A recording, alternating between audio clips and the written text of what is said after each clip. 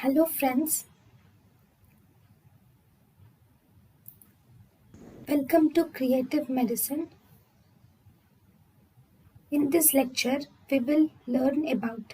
Hello friends, let us now learn the drugs causing galactorrhea. If you see the drugs causing galactorrhea, these are mainly the dopamine antagonists will cause galactorrhea.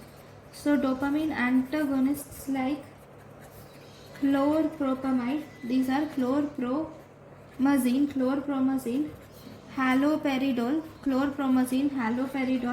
and metoclopramide will cause galactorrhea. Thank you for watching. Thank you and thank you for watching.